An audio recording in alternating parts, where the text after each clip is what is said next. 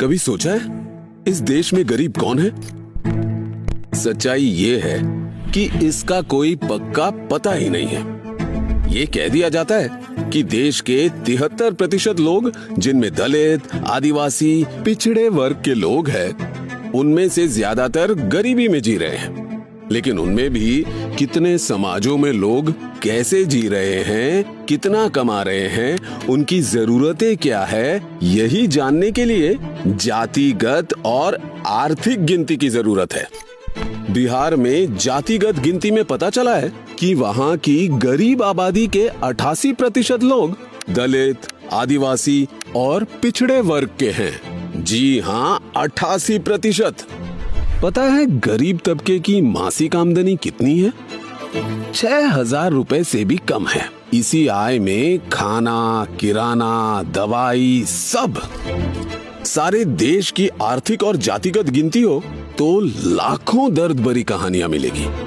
आज भी देश की 200 बड़ी कंपनियों की टॉप पोस्ट तक एक भी आदिवासी, दलित और पिछड़ा नहीं पहुंचा, जबकि 85% मजदूर पिछड़े वर्ग से हैं।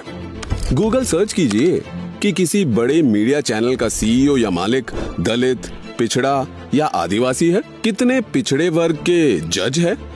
और गटर में बिना मास्क लगाए उतरने वाले वो सफाई कर्मचारी किस समाज के हैं? देश में आपको 2 हिंदुस्तान दिखेंगे, एक अरबपति वाला और एक गरीबों का हिंदुस्तान। जब तक अपने हक का पैसा उस आखिरी गरीब तक नहीं पहुंचेगा, इस देश में 2 हिंदुस्तान बने रहेंगे। पहला कदम होगा जाति जनगणना, उसके बाद आर्थिक सर्वे। भाजपा जातिगत और आर्थिक गिनती का कितना भी विरोध कर ले, पर देश के सबसे गरीब लोगों को तभी न्याय मिलेगा जब वे सही तरीके से गिने जाएंगे। जब तक जातिगत गिनती नहीं होगी, तब तक सरकार को आपके रोटी, कपड़ा और मकान की फिक्र नहीं होगी। जातिगत गिनती से ही आपकी पढ़ाई, कमाई और दवाई की सही योजना बनेगी। किसान, मजदूर और प्रवासी कामगारों, अल्पसंख्यकों की असली हालत पता चलेगी। आपके वर्ग की, समाज की समस्याओं की गिनती होगी, तभी उनका हल निकलेगा। सही आरक्षण मिलेगा, सही हिस्सेदारी मिलेगी, हक मिलेगा। जब इस देश को चलाने में देश के सबसे कमजोर समाज की आवाज सुनी और गिनी जाएगी, तभी ये देश तरक्की करेगा।